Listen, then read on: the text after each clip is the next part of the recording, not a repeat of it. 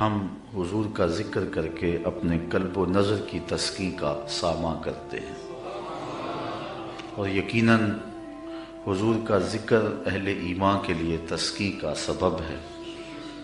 میں سینکڑوں بار یہ جملہ آپ تک پہنچا چکا ہوں۔ حضرت شیخ مہدی الفاسی مطالع المسرات شرح دلائل الخیرات میں لکھتے ہیں، حضور کا ذکر سن کر جس شخص کے کلیجے ٹھنڈ نہیں پڑتی، اس کے سینے میں دھڑکنے والا دل کسی مومن کا دل ہی نہیں ہے۔ یہ ہو ہی نہیں سکتا کہ حضور کا ذکر ہو اور تسکین نہ پہنچے۔ اہل ایمان حضور کے ذکر سے تسکین پاتے ہیں، اور جو حضور کا ذکر کرے انہیں وہ شخص بھی اچھا لگتا ہے۔ اور مجھے آپ پر رشک آ رہا ہے کہ آپ سارا دن کام کاج میں مصروف رہتے ہیں اور ساری رات حضور کے نام کی مجالس میں شریک رہتے ہیں۔ ربیع الاول کا چاند کیا طلوع ہوتا ہے، ذکر رسول کی بہار آ جاتی۔ کوئی گھر، کوئی گلی، کوئی مسجد، کوئی محلہ ایسا نہیں ہوتا جہاں نام محمد کا جھنڈا نہیں لہرا رہا ہوتا۔ فرش پہ تازہ چھیڑ چھاڑ، عرش پہ طرفہ دھوم دھام، کان جدھر لگائیے تیری ہی داستان۔ ہر شے فنا پذیر ہے، اقدار عالیہ برباد ہو رہے، اخلاق حسنہ تباہ ہو رہے، بھائی بھائی کا گلا کاٹ رہا ہے، خون سفید ہو رہے، ہر شے نیچے جا رہی ہے، لیکن ذکر رسول اوپر جا رہا ہے۔ یہ میرے رب کا وعدہ ہے جس کی تکمیل ہو رہی ہے۔ میں نے ان کھلنڈرے نوجوانوں کو بھی دیکھا ہے کہ جو گھر کا کام بھی نہیں کرتے، لیکن میلاد کا موسم ہو ساری رات جھنڈیاں ٹانک رہے ہوتے ہیں۔ یہ اہتمام ہے، یہ اللہ تعالیٰ کے محبوب کی محبت اور حضور علیہ السلام کے پیار کا یہ عالم ہے۔ نخرے باز نوجوانوں کو گلیاں صاف کرتے میں نے دیکھا ہے کہ یہاں حضور کے میلاد کے جلوس نے گزرنا ہے۔ محبتوں کی یہ عظیم داستان اور پیار کا یہ خوبصورت انداز اہل ایمان کو نصیب ہوا ہے، اور وہ یقیناً حضور کے ذکر سے خوش ہوتے ہیں، بلکہ حضور کے ذکر سے تو میرا رب بھی خوش ہوتا ہے۔ حضرت امیر معاویہ رضی اللہ تعالی عنہ سے مروی ایک روایت ہے جس کو صحاح نے بیان کیا ہے کہ ایک دن آقا تشریف لائے اور صحابہ باہم بیٹھے ہوئے تھے، اور آقا کریم نے فرمایا ما اجلسکم، تمہیں یہاں آج کس شے نے بٹھایا ہوا ہے، کیوں بیٹھے ہوئے؟ آپ سے بھی تو کوئی پوچھ سکتا ہے نا کہ موسم میں آج تغیر بھی ہے اور بوندا باندی کے امکان بھی ہیں، سردی کی ایک تازہ لہر بھی آئی ہے، لیکن آپ سب کچھ چھوڑ چھاڑ کے یہاں کیوں آئے؟ تو آپ اس کو کوئی جواب تو دیں گے نا، یہی جواب دیں گے نا، خوشی ہے آمنہ کے لال کے تشریف لانے۔ تو صحابہ بیٹھے ہوئے تھے، آقا کریم نے فرمایا ما اجلسکم، یہاں آج تمہیں کس شے نے بٹھایا ہوا ہے؟ تو انہوں نے عرض کی جلسنا نذکر اللہ و نحمدہ علی ما ہدانا للاسلام و من علینا بک، آج ہم اس لیے بیٹھے ہیں کہ اللہ نے آپ کی صورت میں ہمارے اوپر جو احسان کیا ہے اور ہمیں اسلام کی ہدایت ملی ہے، اس پر ہم اللہ کی حمد بیان کرنے اور ذکر کرنے کے لیے بیٹھے ہیں۔ حضور نے فرمایا کہ صحابہ کیا تم اس بات پہ قسم اٹھا سکتے ہو کہ اسی لیے بیٹھے ہو؟ صحابہ نے کہا اللہ کی قسم ہم اس لیے بیٹھے ہوئے۔ فرمایا میں تم سے جو قسم لی ہے کسی تہمت کی وجہ سے نہیں لی، تمہارے قول کی صداقت پر مجھے کوئی شک نہیں تھا کہ اس کو دور کرنے کے لیے میں نے قسم لی ہو، بلکہ ماجرا کچھ اور تھا۔ میرے پاس ابھی جبریل آئے اور انہوں نے آ کر کہا کہ محبوب آپ کے جو غلام کام کر رہے ہیں اس پر اللہ فرشتوں میں فخر فرما رہا ہے، اس کام پر اللہ فرشتوں میں فخر فرما رہا ہے کہ دیکھو میرے محبوب کے غلام کیا کر رہے ہیں۔ تو حضور اللہ کی تخلیق کے شاہکار ہیں، اور اس پر جب کوئی شکریہ ادا کرے گا تو اللہ راضی ہوگا، اللہ خوش ہوگا۔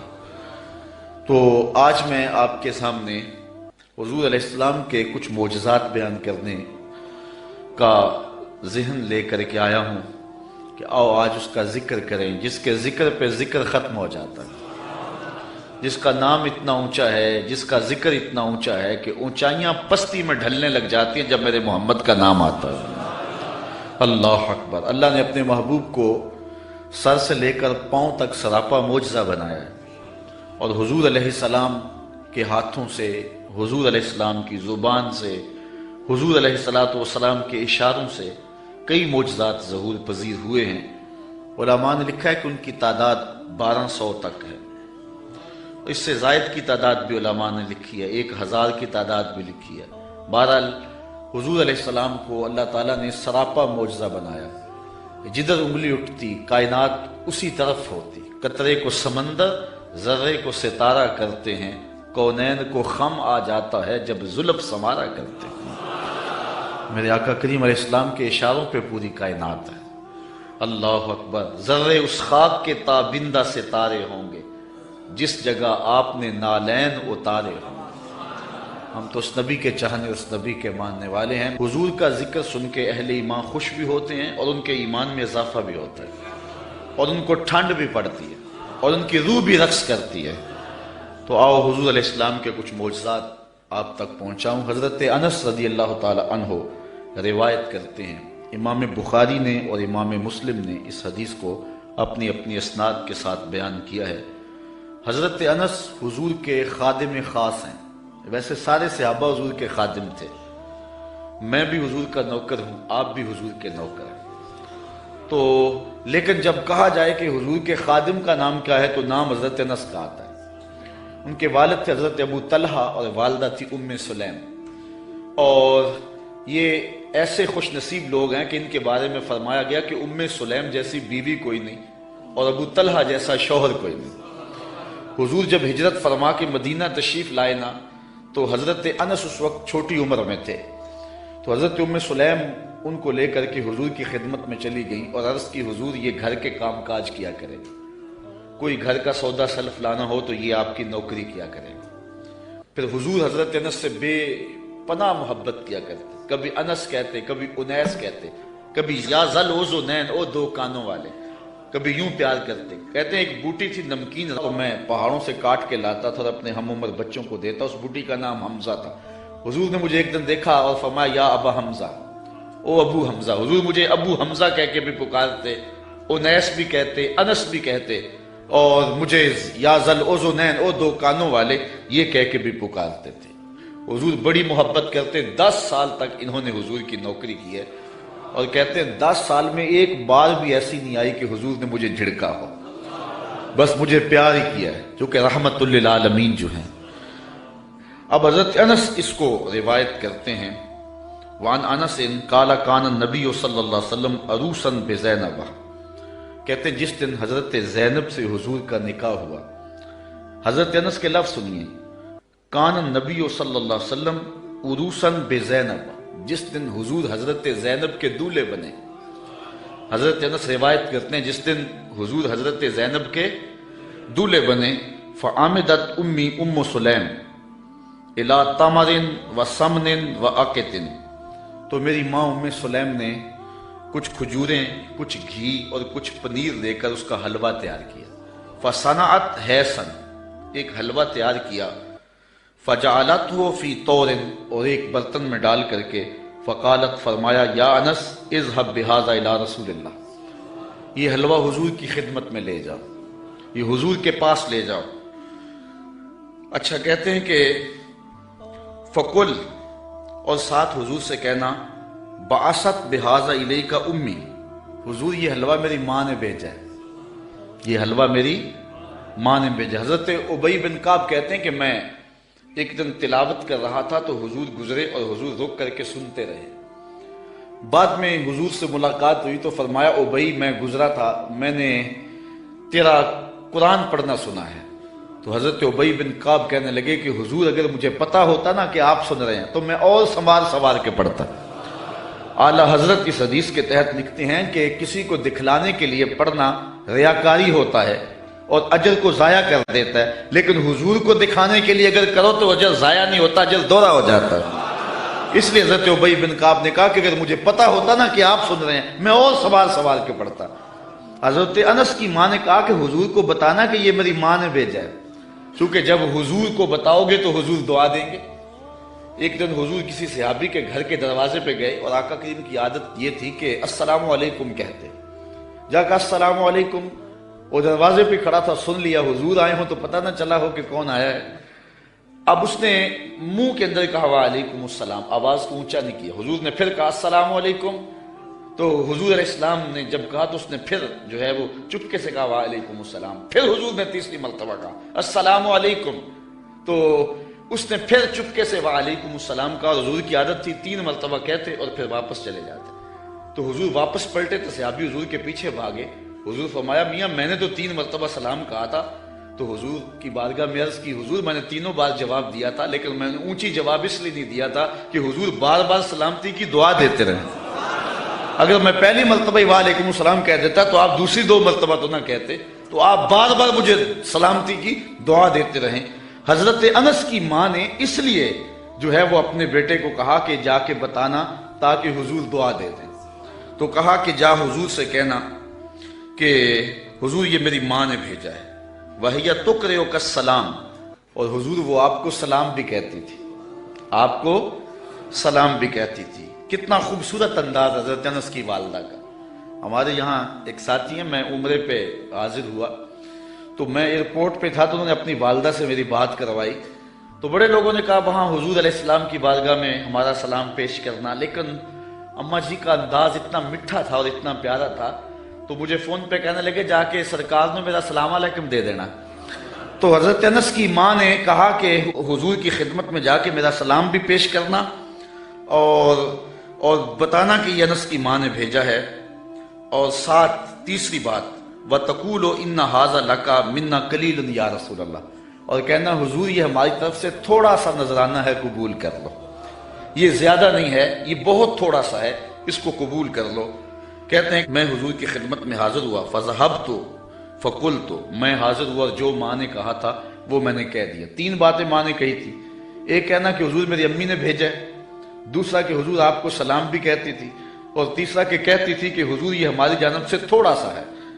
تو حضور کی خدمت میں جا کے میں نے کہہ دیا، فقال داہو، حضور نے فرمایا رکھ دو۔ ثم قال، پھر کہا اذهب فدعو لی فلانا و فلانا و فلانا، پھر فرمایا اٹھو فلاں کو بلا لاؤ، فلاں کو بلا لاؤ، فلاں کو بلا لاؤ۔ رجالا سماہم، حضور نے بہت سارے لوگوں کے نام بتائے کہ جاؤ فلاں کو بھی بلا کر کے لاؤ، فلاں کو بھی بلا کر کے لاؤ، اور پھر فرمایا وَدْعُ لِي مَنْ لَقِيتَ، اچھا جو بھی ملے اس کو بھی دعوت دے آنا۔ کچھ لوگ نام بنام بتائے کہ ان کو تو جا کے بلا کے لاؤ نا، اور ان کو پیغام میرا دے کے آؤ، اور پھر کرنا راستے کے اندر اگر تمہیں کوئی ملے تو اسے بھی کہہ دینا کہ تیری حضور کے گھر دعوت ہے۔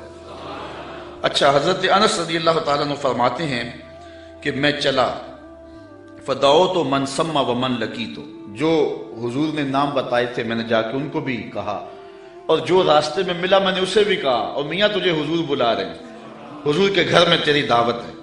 فرجعت فیض البیت غاص باہلہ، کہتے جب میں واپس پلٹا نا تو حضور کا ویڑا لوگوں کے ہجوم سے بھرا ہوا تھا۔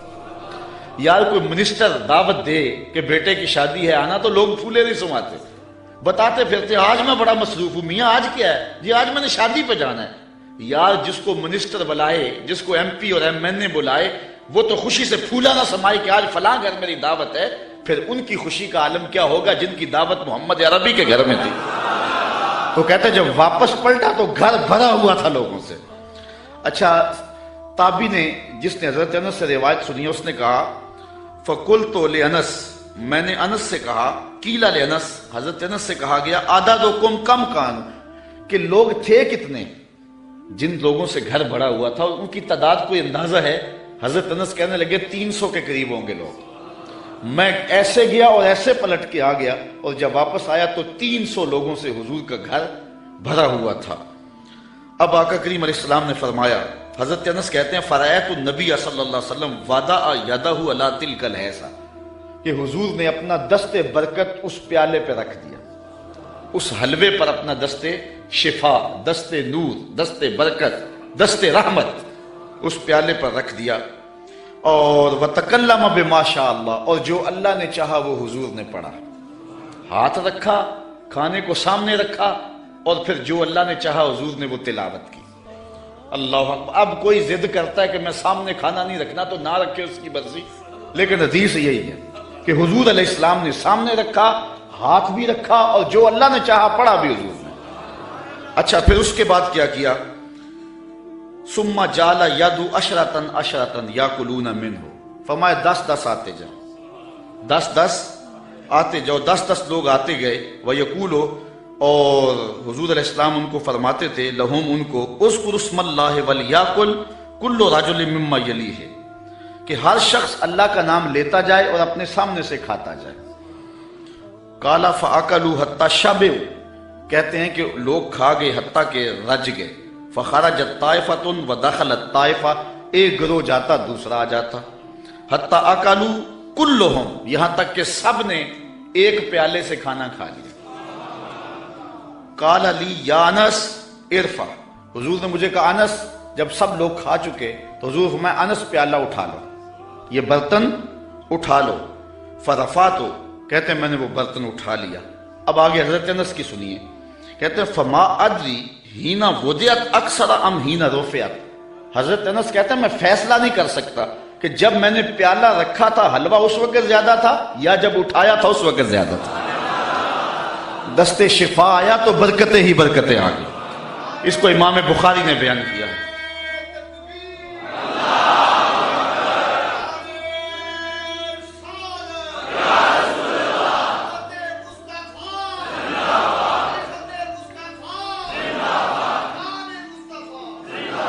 ہمارے حضور علیہ السلام کا ایک اور معجزہ سنیے۔ حضرت ابو ہریرہ رضی اللہ تعالیٰ عنہ روایت کرتے ہیں، ہمارے ادھر ایک مولوی صاحب ہوا کرتے تھے، سیدھے سادھے بھولے بالے، درس نظامی تو نہیں پڑھے تھے لیکن حضور کے ساتھ پیار بڑا رکھتے تھے، اللہ ان کی مغفرت فرمایا، فوت ہو چکے ہیں۔ تو کسی نے ان سے پوچھا کہ حضرت ابو ہریرہ کو ابو ہریرہ کیوں کہتے ہیں، حضرت ابو ہریرہ کو ابو ہریرہ کیوں کہتے ہیں؟ تو انہوں نے جواب دیا، کہنے لگے کہ ابو ہریرہ کو ابو ہریرہ اس لیے کہتے ہیں کہ وہ ہر ویلے حضور کے پاس رہتے تھے۔ ابو ہریرہ کو ابو ہریرہ اس لیے کہتے ہیں کہ وہ ہر ویلے حضور کے پاس رہتے۔ اس کا سبب تو اور ہے لیکن چلو آج یہی ترجمہ کر لیتے ہیں کہ حضرت ابو ہریرہ ہر ویلے حضور کے پاس ہی رہتے تھے اور ان کے مقدر کہ وہ حضور کے پاس رہتے تھے۔ اچھا، حضرت ابو ہریرہ رضی اللہ تعالی عنہ اصحاب صفہ میں سے، اسلام کی پہلی یونیورسٹی صفہ، اس کے طالب علم ہیں، اور حضور سے بلا تعین اوقات انہوں نے پڑھا، اور آقا کریم نے ان کے سینے کے اندر علم کوٹ کوٹ کے بھر دیا۔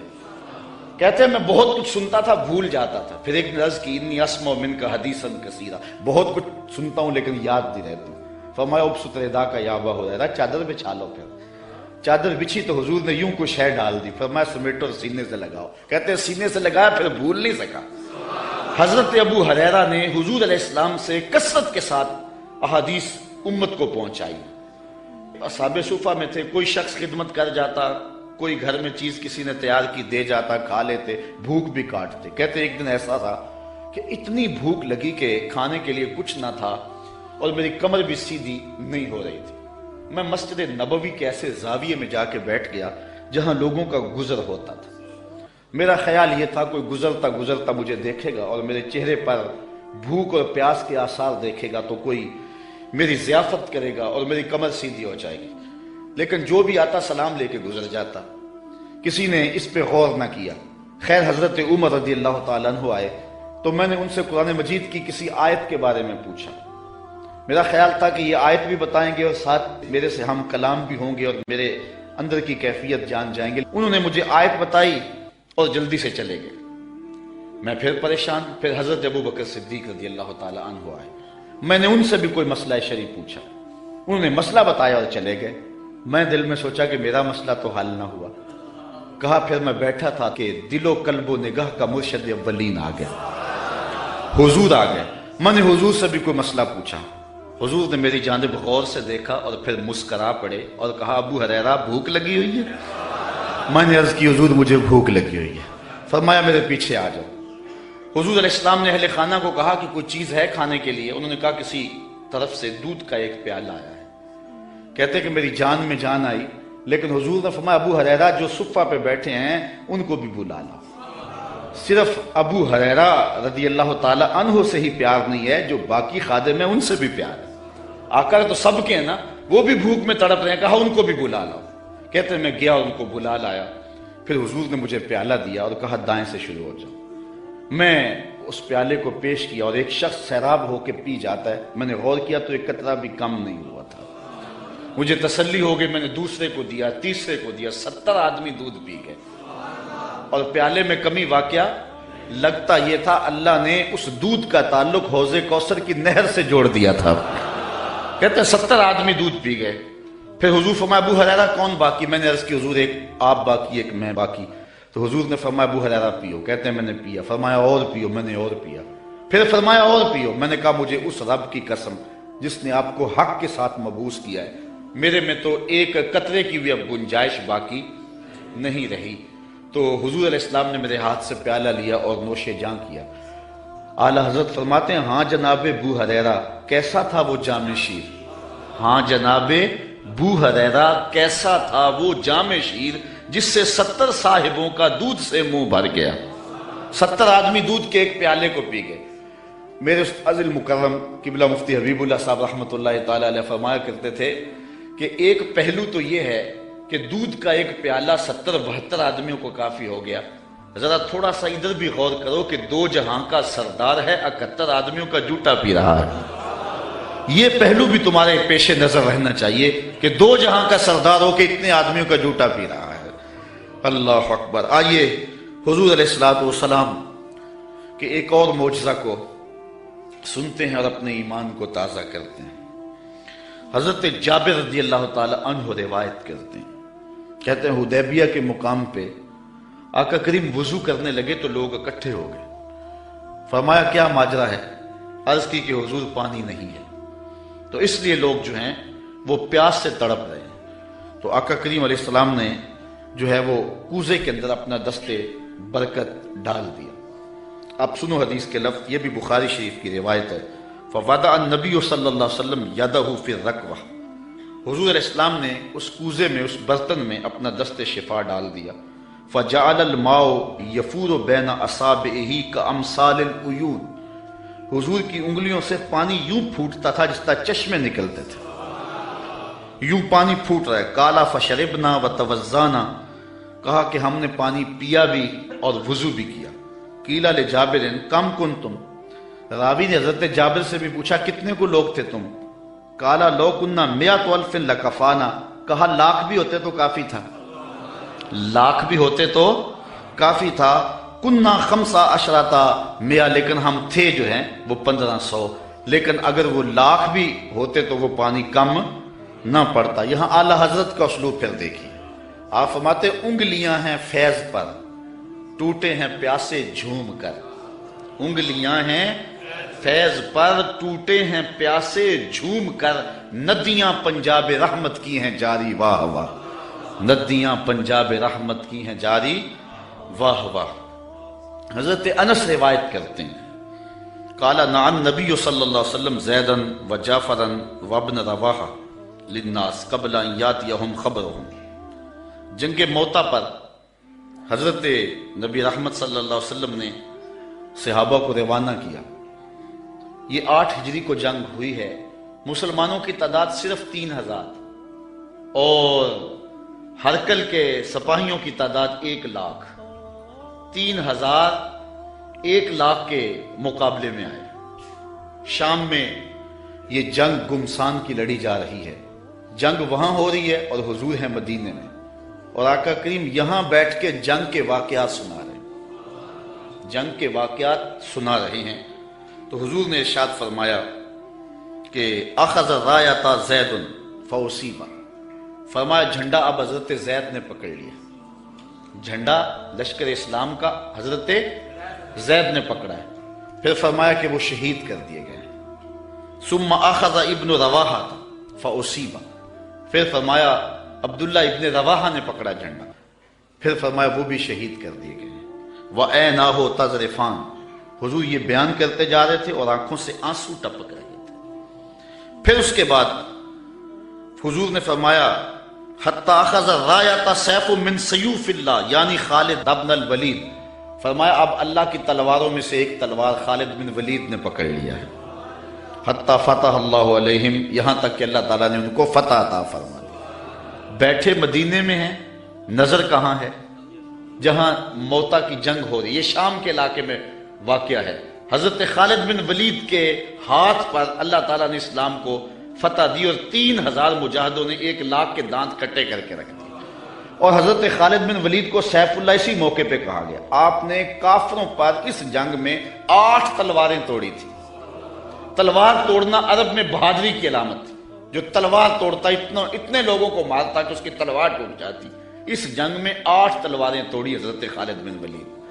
ساری زندگی حضرت خالد بن ولید کی آرزو رہی کہ میں بھی شہید ہو جاؤں راہ خدا میں، لیکن یہ ان کی آرزو پوری نہ ہو سکی، اس لیے کہ وہ اللہ کی تلوار تھے، اور اللہ کی تلوار کو کون توڑتا. اس لیے حضرت خالد بن ولید رضی اللہ تعالیٰ عنہ ساری زندگی جو ہے وہ کسی جنگ کے اندر بھی نامراد نہیں ہوئے اور ناکام نہیں ہوئے. ایک موقع پر جبلہ بن احم کے مقابلے میں حضرت خالد بن ولید تھے. اس معاملے میں مسلمانوں کی پسپائی ہوئی. حضرت خالد بن ولید کو حضرت رافع بن عمر تائی نے کہا کہ اب ہماری قضا آ گئی. ان کا ایک افسر انہوں نے مارا اور انہوں نے یک بارگی حملہ کر دیا. مسلمانوں کی تعداد تھوڑی تھی. حضرت رافع بن عمر تائی نے کہا کہ اب ہماری موت آ گئی، اب ہماری قضا آ گئی. حضرت خالد بن ولید نے کہا کہ واقعی مجھے بھی یوں ہی لگتا ہے، چونکہ میں کسی جنگ میں ناکام نہیں ہوا اور پسپا نہیں ہوا، لیکن آج ہم پسپا ہو رہے ہیں. اس کی ایک وجہ ہے کہ حضور علیہ السلام کے مبارک بال میرے پاس تھے اور میں ٹوپی میں سیے ہوئے تھے اور ہر جنگ میں میرے ساتھ ہوتے تھے. آج میں ٹوپی گھر بھول آیا ہوں، اور یہ مصیبت جو ہمارے اوپر پڑی ہے اس لیے کہ میرے پاس آج وہ حضور علیہ السلام کے معجز نما بال جو ہیں آج وہ موجود نہیں ہیں. لیکن بندہ مٹ نہ جائے آقا پہ تو وہ بندہ کیا ہے. بے خبر ہو جو غلاموں سے وہ آقا کیا ہے. دور طیبہ سے جب بھی میں تڑپا کبھی، ان کو حالات کی سب خبر ہو گئی. حضور حضرت ابو عبیدہ کو خواب میں ملے اور فرمایا خالد پہ مشکل بنی اور تم یہاں سو رہے ہو. وہ فوراً اٹھے اور اعلان کروا دیا، کہا جلدی تیار ہو جاؤ، حضرت خالد کی مدد کو پہنچنا ہے. راتوں رات لشکر تیار ہوا اور حضرت خالد بن ولید رضی اللہ تعالی عنہ کی مدد کے لیے لشکر چل پڑا. انہوں نے دیکھا کہ ایک نقاب پوش سوار ہے جو لشکر سے ہٹ کر کے چل رہا ہے. امیر لشکر نے کہا کہ ذرا اس شخص کو دیکھو یہ کون ہے، کوئی جاسوس نہ ہو. جب مجاہد اس کے پاس گئے اس نے کہا کہ پیچھے ہٹ جاؤ، میں کوئی غیر نہیں ہوں، میں حضرت خالد بن ولید کی بیوی ہوں. جب حضرت ابو عبیدہ نے اعلان کروایا نا کہ تیار ہو جاؤ کہ خالد پہ مشکل آ گئی ہے، تو میں نے سوچا کہ اللہ کے شیر پہ کبھی مشکل آئی تو تھی نہیں، یہ کیا ہو گیا. تو میں نے غور کیا تو ان کی ٹوپی گھر رہ گئی تھی. تو میں نے ٹوپی لی، میں ان کو ٹوپی دینے جا رہی. لشکر کے ساتھ ساتھ حضرت خالد بن ولید کی اہلیہ بھی چلتی رہی. حضرت خالد بن ولید ادھر محاذ پہ ڈٹے ہوئے. اچانک حضرت خالد بن ولید کیا دیکھتے ہیں کہ ایک جانب سے اللہ اکبر کی آواز آئی اور 5-6 مجاہد ہیں جو دشمن کے لشکر کو پیچھے دھکیل رہے ہیں، اور اس میں ایک نقاب پوش مجاہد بھی ہے. حضرت خالد بن ولید نے گھوڑے کو ایڑ لگائی اور جا کے اس کے قریب کھڑے ہو گئے. کہا جوان مجاہد تو کون ہے کہ لشکر کے جو ہے پشتے کاٹ رہا ہے. اس نے تھوڑا سا نقاب سرکا کے کہا آنا زوجتو کا ام تمیم، میں تمہاری بیوی ام تمیم ہوں، اور تم حضور کے بالوں والی ٹوپی بھول آئے تھے، میں وہ تمہیں دینے آئی ہوں. تو انہوں نے وہ ٹوپی ان کو پیش کی تو اللہ نے اسی دن حضرت خالد بن ولید کو فتح عطا فرمایا. یہ حضور علیہ الصلوۃ والسلام کے منہ مبارک کا موقع.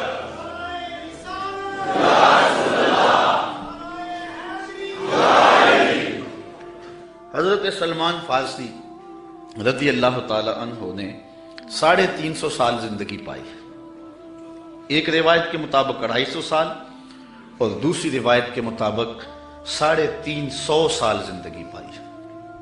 کہتے ہیں کہ میں ایک پادری کی خدمت کرتا رہا.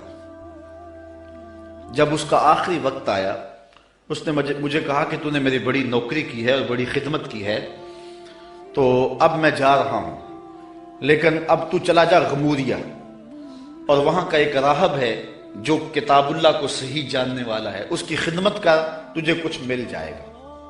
کہتے میں نے اس کی وفات کے بعد تدفین کی اور پھر غموریہ کے اس راہب کے پاس پہنچا. ساری زندگی میں نے اس کی نوکری کی. جب وہ فوت ہونے لگا تو اس نے مجھے کہا کہ اب میں اس دنیا سے جا رہا ہوں، تو نے بہت زیادہ میری خدمت کی، میں تجھے ایک پتے کی بات بتاؤں، اب تو چلا جا مدینے میں، یثرب میں، یہ نبی آخر الزمان کی ہجرت گاہ ہوگا، اور وہاں جا کے اس کا انتظار کر، اب وہ آنے والے، ان کے آنے کا وقت بالکل قریب آ گیا۔ کہتے میں نے اس کو کہا کہ مجھے کیسے پتا چلے گا کہ یہ نبی ہے؟ کوئی شخص بھی تو دعویٰ کر سکتا ہے۔ کہا 3 نشانیاں ہوں گی، ایک تو یہ ہے کہ صدقہ قبول نہیں کرے گا، دوسری نشانی ہدیہ قبول کرے گا، تیسرا 2 کندھوں کے درمیان مہر نبوت ہوگی۔ کہتے میں نے وہاں سے رخت سفر باندھا، راستے میں ایک قافلے کو کہا کہ تم مجھے اپنے ساتھ لے جاؤ، انہوں نے مجھے تنہا سمجھ کے مجھے گرفتار کر لیا اور مدینے کے قریب آ کے ایک یہودی کے ہاتھوں مجھے فروخت کر دیا۔ میں نے کہا مجھے غلامی بھی قبول ہے، کبھی عرش پر کبھی فرش پر، کبھی ان کے در کبھی در بدر، غم عاشقی تیرا شکریہ میں کہاں کہاں سے گزر گیا۔ کہتے ہیں ایک دن میں اس یہودی کے باغ میں کام کر رہا تھا اور کھجوریں توڑ رہا تھا کہ مدینے کی گلیوں میں طالع البدر علینا کی آوازیں آنے لگی۔ سلانگ لگائی اور دوڑ لگا دی۔ یہودی نے سمجھا کہ میرا غلام بھاگ گیا، اس نے بھاگ کر کے پکڑ لیا۔ حضرت سلمان فارسی کہنے لگے کہ میاں میرا جسم تیرا ہی غلام ہے لیکن دل کسی اور کا ہے۔ تو پھر میں حضور کی خدمت میں کچھ کھجوریں پیش کی تو فرمایا ہم نبی ہیں، ہم صدقہ نہیں لیا کرتے۔ میں نے کہا حضور صدقہ نہیں ہے، ہدیہ ہے، تو حضور نے قبول فرما لیا۔ 2 نشانیاں پوری ہو گئیں، اب تیسری نشانی کا انتظار۔ حضور مہر نبوت کو چھپا کر کے رکھتے تھے، میں طاق میں رہتا تھا۔ ایک دن ایک جنازے میں حضور تشریف لائے، میں تھوڑا سا حضور کے پیچھے ہوا تو آقا کریم علیہ السلام نے اپنی چادر مہر نبوت سے ہٹا دی، فَأَلْقَ إِلَيَّ رِدَاءَهُ، اپنی چادر میری جانب پھینک دی، وَقَالَ انظر إِلَى مَا أُمِرْتَ بِهِ، جو تجھے بتایا گیا دیکھ لے، جو ڈھونڈ رہا ہے وہ دیکھ لے۔ فَرَأَيْتُ الْخَاتِمَ بَيْنَ كَتِفَيْهِ مِثْلَ بَيْضَةِ الْحَمَامَةِ، تو پھر میں نے حضور کے 2 کندھوں کے درمیان کبوتر کے انڈے کے برابر حضور کی مہر نبوت دیکھ لی اور ایمان کی دولت سے مالا مال ہو گئے۔ اچھا، حضور کے معجزات کی فہرست تو بہت طویل ہے، لیکن میں آج کی اس نشست کو ایک عظیم حضور کے معجزے سے اختتام کی طرف لے جاؤں گا۔ آقا کریم جب ہجرت مدینہ کے لیے رخت سفر باندھتے ہیں، راستے میں عاتقہ بنت خلف بن معبد نامی ایک خاتون کا گھر آیا۔ حضور وہاں رک کر کے ان کو کہا کہ اگر تمہارے پاس ہماری خدمت کے لیے کچھ ہے تو ہمیں پیش کرو۔ بھوک اور پیاس آقا کریم نے محسوس کی، حضور کے جو ساتھی بھی تھے۔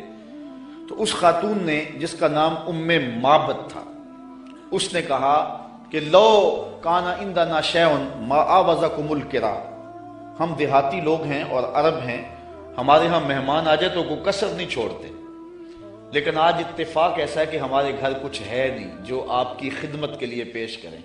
عرب لوگ مہمان دیکھ کر کے خوش ہوتے ہیں، پھر مہمان بھی اتنے سونے آ جائیں، لیکن بدقسمتی یہ ہے کہ اس وقت ہمارے پاس کچھ ہے نہیں جو آپ کو پیش کر سکے۔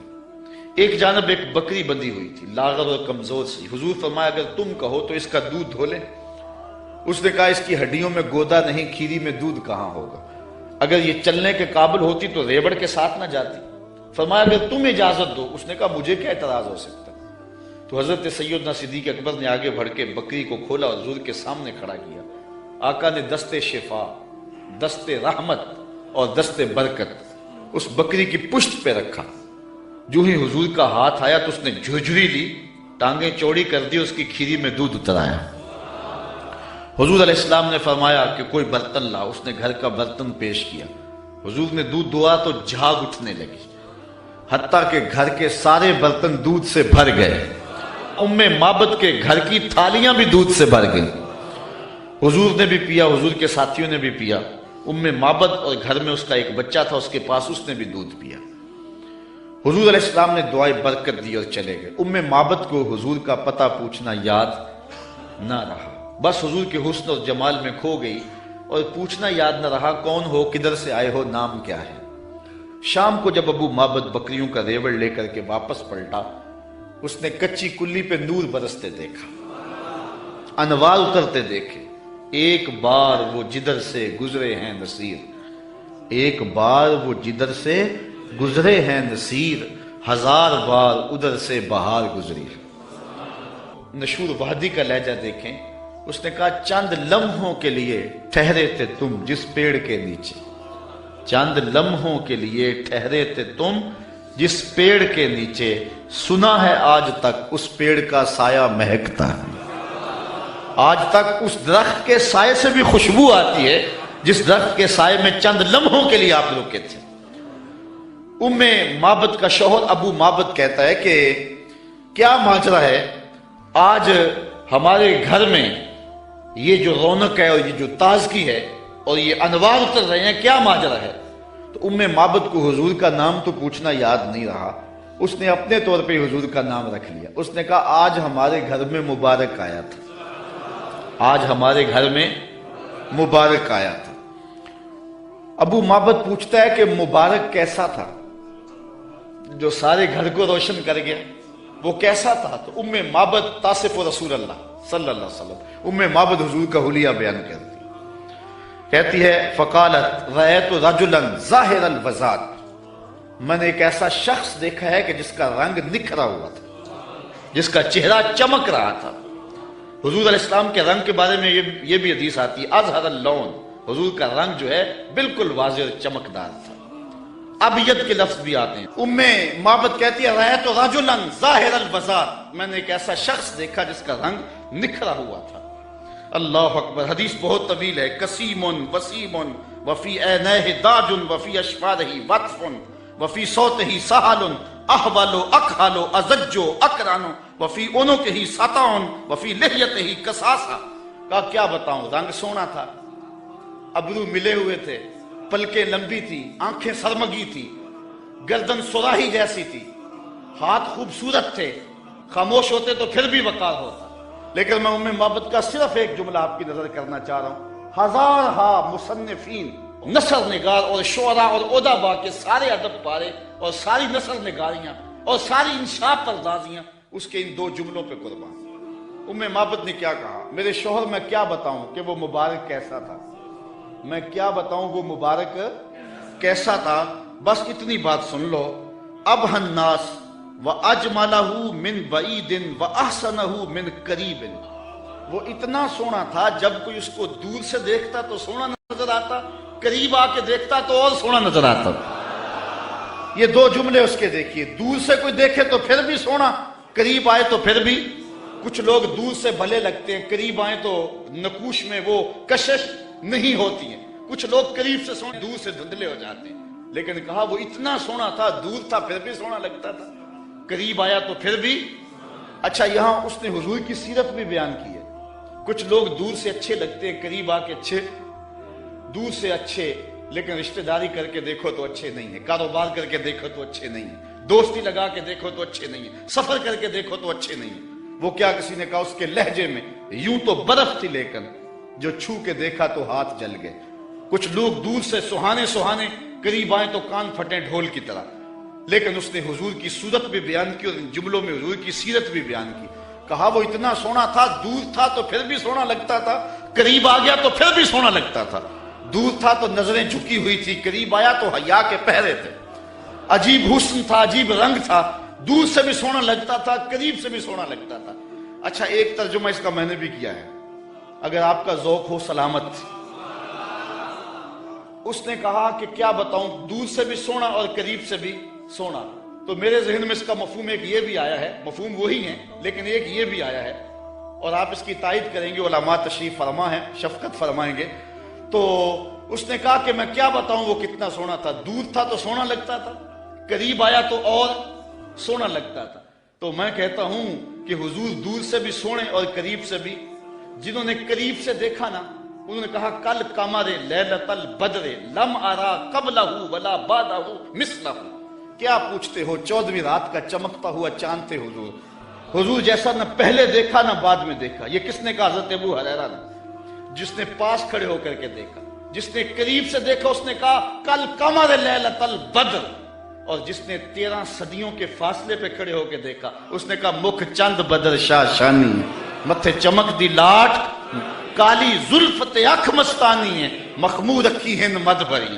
جس نے قریب کھڑے ہو کے دیکھا اس نے کہا کہ چاند چڑھا ہوا تھا اور حضور لال دھاری دار یمنی چادر اوڑھ کے آرام کر رہے تھے. یہ حضرت جابر بن سمرہ کہتے ہیں کبھی اسے دیکھوں کبھی انہیں دیکھوں, فائزہ ہوا اندی احسن من القمر. پھر میں نے فیصلہ کیا نہیں حضور سونے ہیں. جس نے قریب سے دیکھا اس نے کہا کہ چاند سے حضور سونے ہیں, اور جو 13 صدیوں کے فاصلے پہ کھڑے ہو کے بریلی سے دیکھتا رہا اس نے کہا خورشید تھا کس زور پر, کیا بھڑ کے چمکا تھا قمر, بے پردہ جب وہ رخ ہوا یہ بھی نہیں وہ بھی نہیں.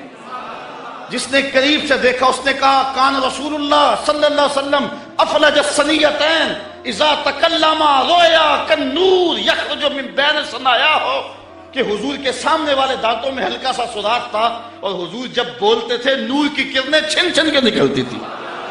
یہ حضرت عبداللہ ابن عباس نے کہا جو پاس کھڑے تھے اور جو 14 صدیوں کے فاصلے پہ کھڑا تھا اس نے کہا تو اجے میرا یار نہیں ڈٹھا, جنوں ویکھ کے چند شرم آوے ادھی راتی دن چڑھ جاوے, جیو رخ تو نقاب اٹھاوے تے جے او نکلے سیر کرن نو سارا گلشن سیس نواوے اتے دھرتی لف لف جاوے, جے ہاتھ پھلاں وچ رکھدا ہاتھ پھلاں تو ود جاوے, نین نشیلے مست رسیلے وچ سونا کجل سہاوے, اکھ اگڑے تے انج پیا جاپے جویں میں خانہ کھل جاوے, تے جے او کھولے پیچ زلف دے اتے راہی راہ پل جاوے, توبہ توبہ حسن سجن دا چال نہ چلی جاوے, بجلی ڈردی لشک نہ مارے متاں بے ادبی ہو جاوے, علم خدا نے اینا دتا عقلاں وچ نہ آوے, عقل خدا نے اینی دتی علماں وچ نہ آئے, کیے جاز نظر وچ او دی جو آوے وک جاوے, خلق او دے نے مو لئی دنیا کوئی ورلا ہی جان بچاوے, آزم ایڈا سونا ماہی سنو کدھرے نظر نہ آوے. جنہوں نے قریب سے دیکھا انہوں نے بھی کہا سونا, جنہوں نے قریب سے دیکھا انہوں نے بھی کہا سونا, اور جنہوں نے دور سے دیکھا انہوں نے بھی کہا سونا. جنہوں نے قریب سے دیکھا اس کا نام محمد بن مسلمہ تھا. اس نے کہا اگر ٹیڑھی نظر سے دیکھا نا میرے رسول کو آنکھیں توڑ دوں گا. یہ جس نے قریب کھڑے ہو کے دیکھا, اور جو 13 صدیوں کے بعد کھڑے ہو کے دیکھتا رہا اس کا نام غازی علم الدین تھا. اس نے کہا ٹکڑے کر دوں گا راجپال اگر ٹیڑھی نگاہ سے دیکھا میرے رسول کو. جس نے قریب کھڑے ہو کے دیکھا اس کا نام عمر بن خطاب تھا, اور جو 14 صدیوں کے فاصلے پہ کھڑا تھا اس کا نام عامر چیمہ تھا. جس نے قریب کھڑے ہو کر کے دیکھا وہ حضور کے غلام تھے اور صحابہ تھے, اور جس نے 14 صدیوں کے فاصلے پہ کھڑے ہو کر کے دیکھا ملازم تو پولیس کا تھا. اس نے کہا تو گورنر ہے تو میں محمد کا نوکر ہوں, میں کاٹ کے ٹکڑے کر دوں گا اگر تیری نظر سے بھی دیکھا تو کہا کوئی قریب سے دیکھے پھر بھی واری جائے, دور سے دیکھے پھر بھی واری جائے, تو اجے میرا یار نہیں ڈٹھا جنوں ویکھ کے چند شرم آوے. کہا کیا بتاؤں کہ وہ قریب سے بھی سونا اور دور سے بھی سونا. اچھا اس نے حضور کا حلیہ بیان کیا, ام مابت میرے بچے تیرے پہ قربان, ام مابت میری نسلیں فدا تیرے ایک ایک جملے پہ حضور کا حلیہ بیان کیا اور حد کر دی ام مابت نے. دعا کرو اللہ ہمیں حضور کی زیارت نصیب فرمائے. یا اللہ واسطہ ڈالتے ہیں ام مابت کا, ہمیں حضور کی زیارت دے دے. یہ آنکھیں اس قابل تو نہیں ہیں لیکن مالک تو کرم کر, ہم تیرے محبوب کا نام لے رہے ہیں, ام مابت کا صدقہ حضور کی زیارت دے دے. اچھا ام مابت نے حضور کا حلیہ بیان کیا, مبارک کا حلیہ بیان کیا. ام مابت حلیہ بیان کر کے فارغ ہوئی تو بچہ بولا امی وہ بکری والی بات سنائی نہیں, جو بکری کی پشت پہ ہاتھ پھیرا تھا مبارک نے وہ تو بات نہیں سنائی. اللہ اکبر. اب ابو مابت کہتا تم نے زیادتی کیا میرے سے, جب مبارک آیا تو مجھے بلایا کیوں نہیں, اس کو میں بھی دیکھنا چاہتا تھا. اب میں بکریاں دودھ لے کر نہیں جاؤں گا, قریب قریب رہا کروں گا, کبھی مبارک آئے نا تو مجھے بلا لینا. اب وہ سارے گھر کے افراد مبارک کا انتظار کرتے. ابو مابت کہتا ہے ایک بار ہی آ جائے. جن لوگوں نے مدینہ نہیں نہ دیکھا ہوتا وہ کہتے ہیں ایک بار مدینے بلا لے مولا پھر پامیں جان کٹ لئی, اور جنہوں نے دیکھ لیا ہوتا ہے وہ کہتے ہیں یا اللہ بار بار بولا. ابو مابت کے جذبات یہ تھے ایک بار ہی دیکھ لوں, لیکن ام مابت کہتی تھی کاش کے روز بھی گزرے, مبارک کا روزانہ گزر ہو یہاں سے. ایک دن ام مابت سودا سلف لینے کے لیے قریبی بستی میں گئی, نہ ملا تو آگے بڑھ گئی, آگے شہر مدینہ میں جا پہنچی. سودا خرید رہی تھی, بچہ بھی ساتھ تھا کہ حضرت ابوبکر صدیق گزرے. تو بچے نے جب دیکھا نا تو تڑپنے لگا اور اس کے لفظوں میں وہ بے ساختگی اور اس کی تڑپ ظاہر ہو رہی ہے. اس نے کہا یا امہ ان ھذا الرجل الذی کان مع المبارک، اے امی اس دن جو مبارک کے ساتھ نہیں بندہ تھا یہ جا رہا ہے. سودا چھوڑا حضرت ابوبکر صدیق کے پیچھے اور پوچھتے ہیں مبارک کہاں ہے؟ تم تو مل گئے ہو، مبارک کدھر ہے؟ اب نام تو اپنے طور پہ رکھا ہوا تھا. حضرت ابوبکر صدیق فرمایا کس مبارک کو ڈھونڈ رہی ہو؟ کہا وہی جس نے بکری کی پشت پہ ہاتھ پھیرا تھا. کہا آؤ تمہیں مبارک کے ڈیرے پہ لے چلو. حضور صحن مسجد نبوی میں بیٹھے ہوئے تھے. جب بچے نے دیکھا تو پھر چیخا اور کہا امی وہ دیکھو مبارک بیٹھا ہوا. یہ حضور کے قدموں میں بیٹھ گئی اور برکت لوٹی. حضور نے اسلام دیا، انہوں نے قبول کیا. واپس پلٹے، گھر آئے. شام کو ابو معبد کے واپس آنے کا جب وقت ہوا نا تو ماں کہتی تھی بیٹے تو خاموش رہنا، میں بتاؤں گی تمہارے باپ کو. بیٹا کہتا نہیں امی، مبارک کے ساتھی کو میں نے دیکھا تھا اس لیے میں نے بتانا ابو کہ ہم مبارک کو دیکھ آئے ہیں. شام کو جب ابو معبد آیا نا یہ دونوں بتانے لگے، وہ پہلے ہی بول پڑا. کہا گھر پھر چمک رہا ہے، مبارک پھر آیا تھا؟ انہوں نے کہا مبارک تو نہیں آیا، ہم اس کا ڈیرا دیکھ آئے ہیں. کہا کدھر رہتا ہے؟ کہا جسے دنیا محمد کہتی ہے وہی تو مبارک ہے. پھر اگلے دن ابو معبد بھی حضور کے قدموں میں بیٹھا ہوا تھا. وہ بکری ام معبد کے پاس عام و رمادہ تک زندہ رہی. اہل سیر لکھتے ہیں کہ حضرت عمر کے دور میں ایک سال آیا تھا جب قحط پڑا تھا اور درخت بھی سوکھ گئے تھے، جانوروں کی چھاتیاں بھی خشک ہو گئی تھی، کنووں کے پانی بھی نیچے چلے گئے تھے، حوض بھی خشک ہو گئے تھے، کہیں سے پانی کا کوئی قطرہ نہیں ملتا تھا. لیکن ام معبد کے ڈیرے سے بکری کا دودھ مل جاتا تھا کیونکہ حضور علیہ السلام نے اس بکری پر اپنا دست شفا پھیرا تھا، اپنا دست برکت پھیرا تھا. یہ حضور علیہ السلام کے ہاتھ کی اور حضور علیہ السلام کے دست نور کی برکت ہے. یہ ہاتھ تو اٹھ جائے تو چاند کے ٹکڑے ہوتے ہیں، یہ ہاتھ اٹھ جائے تو سورج پلٹ کے سر کے وقت پہ آتا ہے. اللہ اکبر. یہ جدھر ہاتھ ہو جاتے ہیں ادھر ہی کائنات کا نظام ہوتا ہے.